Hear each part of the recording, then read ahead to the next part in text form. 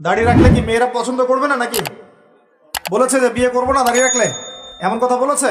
যদি কোনো মেয়ে এরকম কথা বলে ওই মেয়েকে বিয়ে করার দরকার নেই আপনার।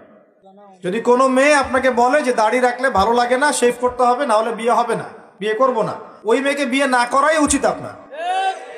আপনাকে বিয়ে করার যোগ্যতাই হয়নি তার, ওর তো যোগ্যতাই হয়নি আপনাকে বিয়ে করার। সে তো দাড়ি নিয়ে প্রশ্ন তুলছে।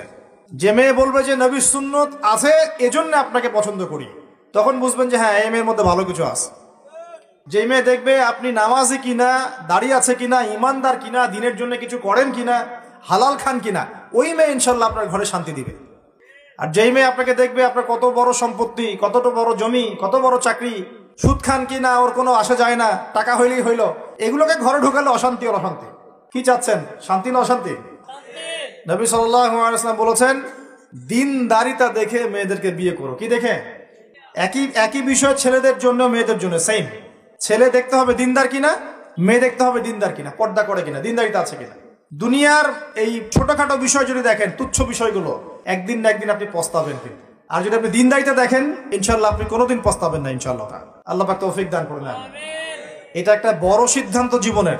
এই সিদ্ধান্তে যদি ভুল করে ফেলেন সারা জীবন পস্তাতে হবে। অতএব এখানে বেশি আবেগে ফ্যান্টাসিতে ভুগবেন না।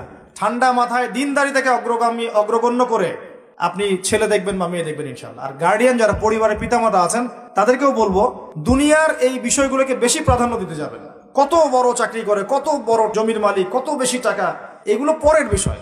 আগের বিষয় হচ্ছে আপনার ওই জামাই দিনদার কিনা, আগের বিষয় হচ্ছে তার মধ্যে ইসলাম আছে কিনা, শুরুর বিষয় হচ্ছে আপনার ওই মেয়ের মধ্যে দিনদারিতা আছে কিনা। এটা নসিহত করে গেলাম। যদি আপনি বুদ্ধিমান হন তাহলে আমার নসিহত গ্রহণ করবেন ইনশাআল্লাহ তাআলা। না হলে কিন্তু সারা জীবন পস্তাতে হবে। যারা বেদিন জামাই বিয়ে করেছে আর বেদিন মেয়ে বিয়ে করেছে তারা বুঝবে যে আমার কথার মর্ম কতটুকু। তারা এখন ইচ্ছা করেও লাইন আনতে পারছে না। পারছেন? ওই যে বলছে বিয়ের পরে ঠিক হয়ে যাবে, এত সহজ? এটা কি সুইচ টিপ দিলে ঠিক হয়ে যাবে? মানুষের মনটা খুব জটিল একটা বিষয়। এত সহজেই মানুষের মন চেঞ্জ হয় না। হয় ইল্লা মাশাআল্লাহ, আল্লাহ চাইলে হয়। কিন্তু যদি মনে করেন যে পর্দা করে না, বিয়ে করি তারপর পর্দা করবে, করাই নিব, বানায় নিব, নিজের মতো গড়ে নিব, এত সহজ নয়। পরে দেখবেন সেই মেয়ে আপনার দাড়ি শেভ করায় ফেলছে, করতে পারে না, আপনাকে পেরেশানিতে ফেলবে। সবার এত টাকা, তোমার টাকা নাই।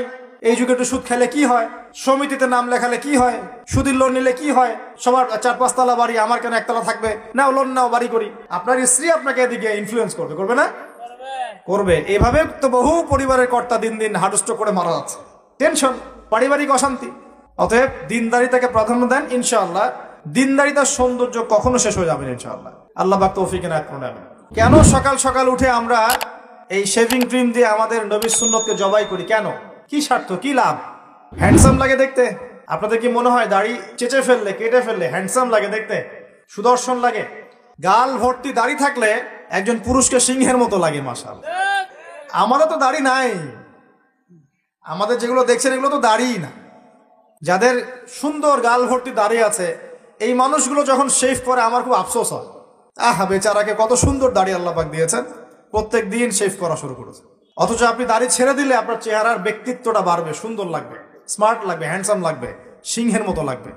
মুসলিমরা কি ভীরু কাপুরুষ জাতি? আলী রাদিয়াল্লাহু আনহুর চেহারা দেখলে মানুষ, যখন যুদ্ধের মাঠে তার চেহারা দেখলে মানুষ ভয় পেয়ে যেত। যুদ্ধের মাঠে তার চেহারা দেখলে মানুষ ভয় পেয়ে যেত। দাড়ি, ফুল দাড়ি, ছেড়ে দেয়া দাড়ি। এবং তিনি যখন গর্জন করতেন যুদ্ধের মাঠে, প্রতিপক্ষ যখন থাকতো আহ্বান করতেন, কে আছে সামনে আসো, সাহস থাকলে আমার সামনে। এই গর্জন শুনেই মানুষ ভয়ে তার সামনে আসতো না। খালিদ বিন ওয়ালিদ রাদিয়াল্লাহু আনহু যুদ্ধের মাঠে তার গর্জন শুনেই মানুষ সামনে আসতো না। কাকা রাদিয়াল্লাহু আনহু তিনি একাই 10 জন 20 জনের সাথে লড়াই করতে পারতেন। বলা হতো যে সেনাবাহিনীর মধ্যে কাকা রাদিয়াল্লাহু আনহু আছে ওই সেনাবাহিনী কখনো পরাজিত হয় না। বলা হতো, এটা প্রবাদ ছিল। তাদের গাল ভর্তি দাড়ি ছিল না। সাহাবীরা কি শেভ করতেন? কোনদিন দেখেছেন কোন হাদিসের মধ্যে সাহাবীরা শেভ করেছেন? তারা নবীর সুন্নতটা কি আগে নিজের দেহে আনতে হবে না? নিজের দেহে যদি সুন্নত না আনতে পারি মানুষকে সুন্নত শেখাতে পারবো? ওয়াদা করা যাবে এখন যে আমরা ইনশাআল্লাহ দাড়ি শেভ করবো না? ওয়াদা করা যাবে? দাড়ি রাখলে চাকরি পাবেন না? রিজিক কার হাতে? না না, রিজিক তো দাড়ির হাতে মনে হচ্ছে। দাড়ি রাখলে যদি চাকরি চলে যায় তার রিজিক কার সাথে সংশ্লিষ্ট হলো? রিজিকের মালিক কে? আপনাকে আল্লাহ পাক যতটুকু রিজিক দিয়েছেন তাকদিরে লেখা আছে না? তাকদিরে লেখা আছে যেটা, সেটা কি আপনি না খেয়ে মরবেন নাকি? যদি আপনার তাকদিরে থাকে যে আপনি 50 বছর বাঁচবেন, আর 50 বছরে আপনি 500 মন চাল খাবেন, কথার কথা। ওই চালের এক দানা বাকি থাকতে আপনি মরবেন? মরবেন না। তাহলে রিজিক কি আমার সাথে সম্পৃক্ত না আল্লাহর সাথে সম্পৃক্ত? এই বিশ্বাসটা করতে হবে তো।